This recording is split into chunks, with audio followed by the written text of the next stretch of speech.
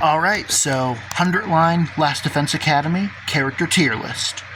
I'm sure that some of you are probably just going to be like, okay, that's the tier list by, but I'm going to go through from bottom to top and basically explain personally why I have everyone where I have them. So, first we have Nozomi. Now, with Nozomi, really, it's just that, like, she's boring, and she really is just, like, a normal girl, but she also falls into, like, the category of, like, the childhood friend, girl next door archetype. And, you know, in other words, like, the most common anime trope for the main love interest girl to be in, like, all of anime, and that just makes her boring. And then, also, in addition to that, like, she doesn't really have any big twist, and, like, the one big twist that she has is not very good, and, like, it's simple, and it's obvious, and, like, at least, I can't speak for everyone, but, like, the fact that she is Karua and that she just didn't know is kind of what I feel like we all expected. So with them revealing that that is the truth, it's like, yeah, okay, not really like a revelation. And that's kind of all there is to her. No, yeah, sure, she does have a couple of good moments throughout the game, like when she bonds with Ava because she's like the woman that's lost her mother and the mother that's lost her daughter. Like, there's a couple of good moments with her, but yeah. Then Ima really is just like, you know, he also doesn't really change much. You know, like, funnily enough, I actually think that the best route for Ima is Route 0, where he, like, you know, gets turned into Sirei. But in, like, all of the subsequent routes, he really kind of is just like, yeah, I love Kako, yay! Then, and that's it. Then, Shoma. Now, with Shoma, this is also one where, like, his whole bit is that he hates himself and he's always self-deprecating, and that's kind of all there is to his character, and he doesn't really get anything else. And on the rare occasion where he does, it kind of goes against character. Like, for example, in the murder mystery route, when he, like, kills himself knowing he'll be brought back with the Revive-O-Matic, because if he didn't, we all would have died. It's just like, it's easy to believe that he'd be willing to die for the squad, but it's hard to believe that he would have the fortitude to, like, you know, stab himself like that. But other than that, that's kind of it. Like, he hates himself, and whenever he does have a moment, it usually contradicts his character, so it doesn't really work. Then we have Gaku.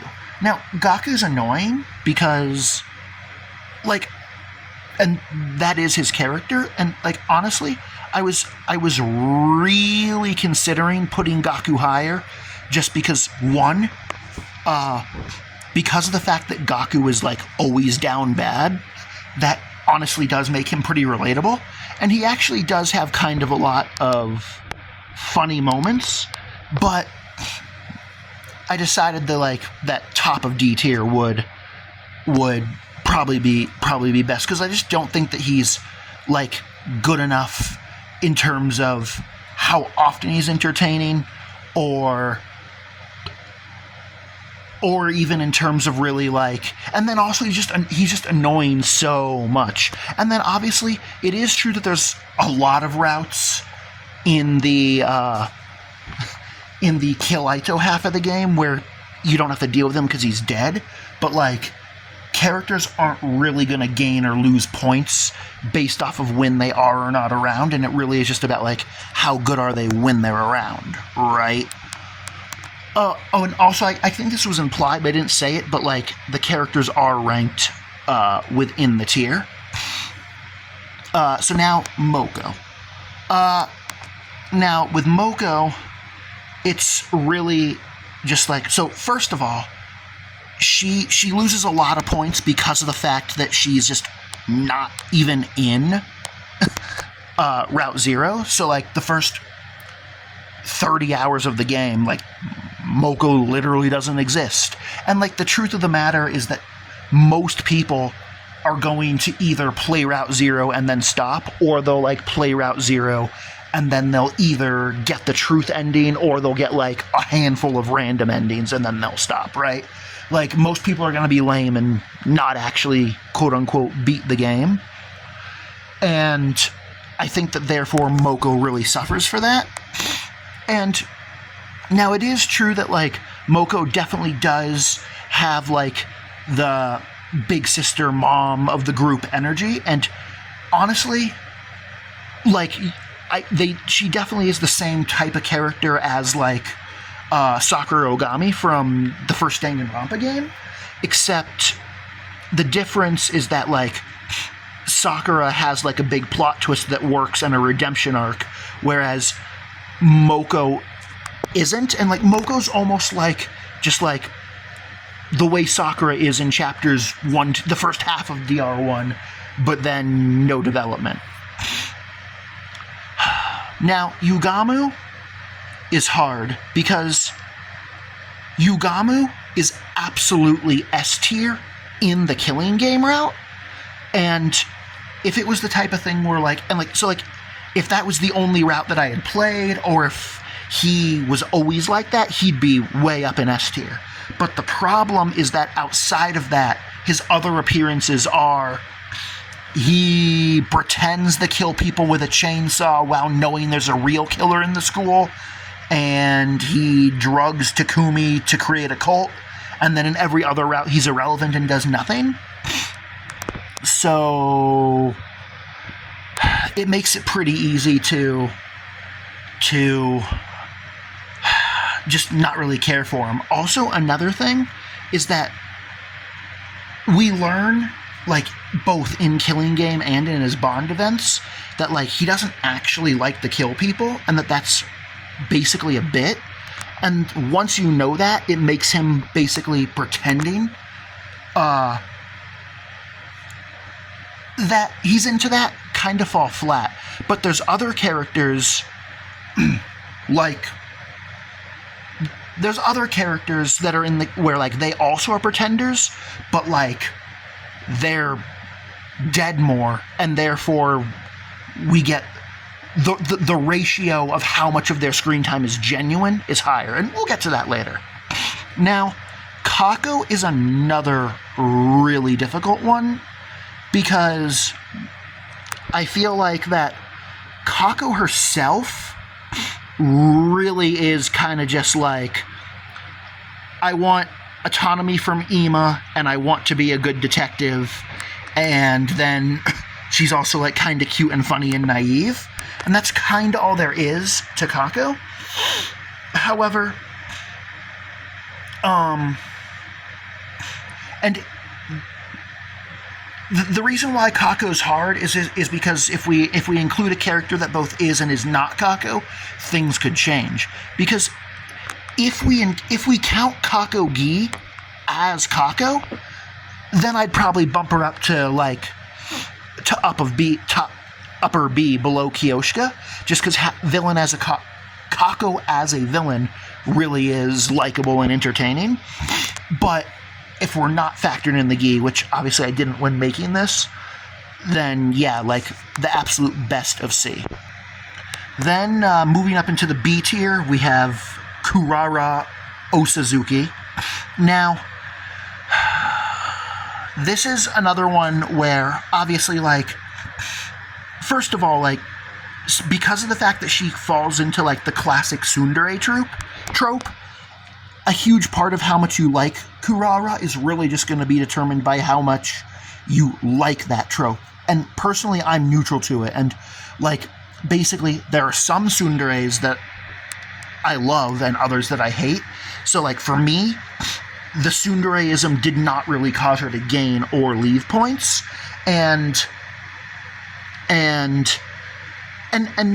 don't want to get too off topic, but Like, an example of that is that, like, a tsundere that I really like is Miyu Aruma from Danganronpa V3, but a tsundere that I'm not that big on is Asuka Langley Soryu from Neon Genesis Evangelion.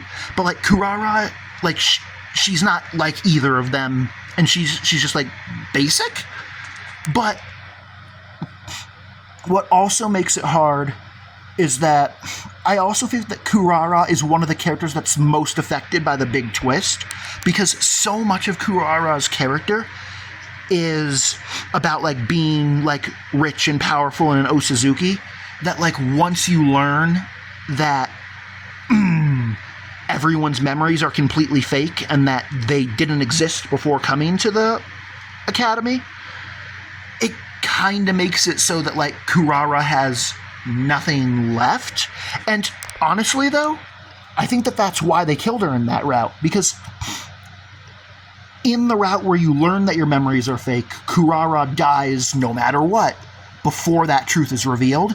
And I think it's because they realized that the twist would destroy her character, so they got rid of her character in that route before that twist, right?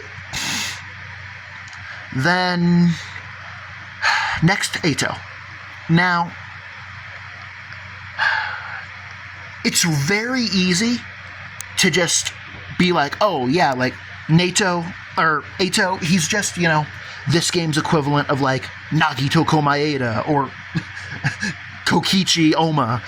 But it's also true that there definitely is a little bit more depth to him than just, I'm evil 'cause lol and I'm a shitter. But I also feel like that even in the best routes, he never likes you and he's never your friend. And he's got less depth than both of those characters. And I know that, like, it's kind of lame to compare 100 Line to Danganronpa because they're technically, like, different games, different series, yada yada. But I also feel like that because it's, like, the same people that made the game, like, sometimes the parallel is going to be there and there's going to be those standards, and that therefore, like, that matters. And now, obviously, like, Eito is very entertaining, but I can't say that I like him too much. And I also feel that there's also a lot of moments where they're like, Eito's so smart. And it's like, no. And it's like, Eito fooled the entire group. And it's like, yeah, okay, but, like, there's a lot of moments where, like, all of the characters are fooled by him, but, like, the player isn't.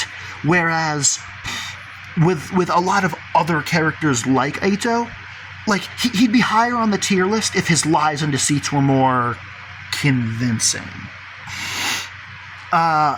Then we have Kyoshka. Now, Kyoshka doesn't have much character depth, and she really is just, like, you know, the funny girl with big titties, a wild imagination, who wants a happy life. But she's also a character where, like, she's constantly funny all the time, and she always makes you laugh.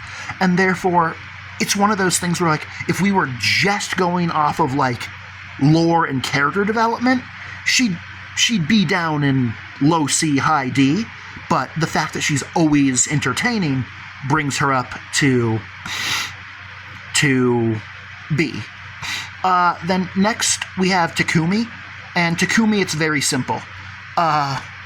In about 70% of the routes, Takumi is likable and charismatic and makes good decisions, and then in about 30% of the routes, he's a complete dumbass that does things that no one would ever do in that situation, and therefore, what that means is he starts out with 100 points, and then he loses 30 from the 30 routes that suck, and that puts him at 70.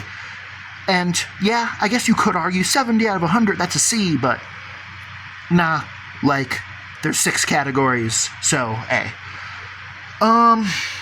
Then Takamaru is also in the category of, like, so, okay, it's actually simple. Like, Takamaru is, like, he's your bro, and of all the dudes, he's, like, your best friend, and he's the one that's in your corner the most, and he's very positive and encouraging, but the reason why, but then he got bumped down a few tiers just because of how annoying and out of character he is in the Killing Game route. Also, out of character isn't quite the right word, because him being willing to put everything on the line to protect the kids, Ima and Kako, totally is in character, but seeing him just be so distrusting of Takumi for no reason is annoying in that route. But every other route, he's like your dude, he's your bro, he's, you know, and like they have like the Mondo Taka relationship, and yeah, it works. Then Eva. Now, I feel like Eva definitely has lost some points because of the fact that in a lot of routes, she's either just like not around or is brainwashed and does nothing. But I also feel like that Eva, in the routes where you actually know her, has a very emotional story, and that also making it so that all the stuff with Commune really makes her relatable.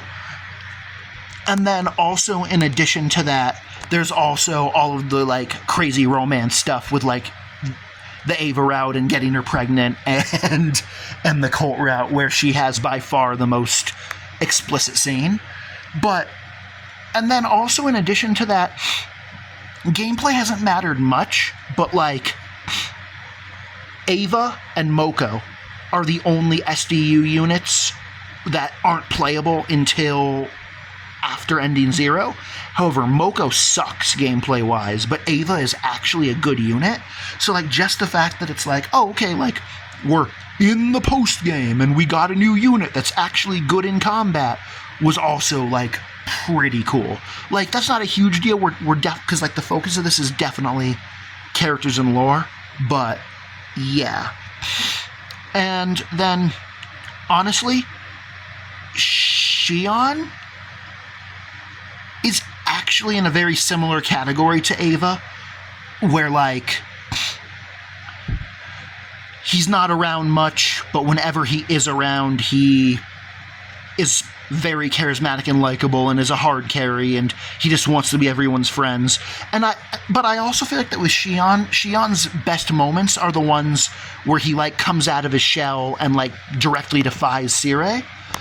And even though he's not playable, the fact that there are some battles where you can, like, have him do the Undying, where you can have him, like, do, like, the big flame pillars to just, like, nuke an entire quadrant of the map is also very cool, even though it's like, dude, like, this costs 300 voltage to do and it does, like, 30 damage, but a regular special costs 100 voltage and will do, like, 20. So, like, yeah, like in most cases it's better to just, like, triple special for 60 damage than to use the Shion thing, but it still is cool. And, like, it's always nice when, it's always cool when games give you a gameplay thing that directly matches what's going on with the lore, even if it's, like, not the best. And then also, even though overall, in general, I have a love-hate relationship with the whole clones of Shion, everyone's a half-sibling twist. However, I definitely do like the dynamic of, like, yep, Shion is the dad of everyone except Eva and Nozomi, and then, like, we bond with him as an actual family. Like, that's super wholesome, and also, like, bumps him up a few tiers, and I really like that. Now, Darumi. Now, Darumi is another one where I feel like in most routes, Darumi, simply put, fucking sucks. But, well, actually, technically, in most routes, Darumi's dead. But in most of the routes where she's around, she sucks. And it's just like, Darumi, what are you doing? But she is absolutely the best character in both. She's the, because of Retsnam and because of Killing Game. Because, like, in both of those routes, we get to see the true Darumi. And, like, we learn about her past, and we see that like she's doing the whole hedgehog's dilemma thing, and that it's all a facade, and that makes it so that like she's likable, she's relatable, and she's a facade, and you care about her, and you know that most of the time when she's being a shitter, or when she's doing stupid shit or talking about people dying, it's all bullshit. And that, like, you know that she... Because, like, now, I'm sure you might be thinking... that it's true that they're, in some ways, that's kind of parallel to Gaku. But, like, the difference, though, is that, like, when Darumi is, like, saying that everyone should die, it's annoying, but you know she's bullshitting. But, like, with Gaku and Shoma, like, when he's self-deprecating, it's annoying, but he's serious. And when Gaku's like, I want to grab everybody's boobies, like, it's annoying, but he's also being serious. And, like, the revelation that all of Darumi's annoyingness is deliberate because she is self-aware, that makes her more likable than characters that are just annoying because they're annoying, right? Hiriko. So, with Hiriko, it really is just that, like, in the beginning of the game, Hiriko is interesting because she's mysterious, but then in the late game she's interesting because, you know, she's also caught in the time loop like you, and she's the one who knows, and at the end of the day, cooperation with her is what leads to the true ending. Not the truth ending, the true ending. The SF ending where you break the time loop. I mean, technically every route and every ending is canon, but, you know, it's... the general timeline is, like, Route 0 happens, then Route 1 happens, then all the other routes happen, and then the SF route where you break the loop happens, right? Like, that's the general continuity of the game, yada, yada, yada. But also in addition to that, and, like, Hiriko is definitely,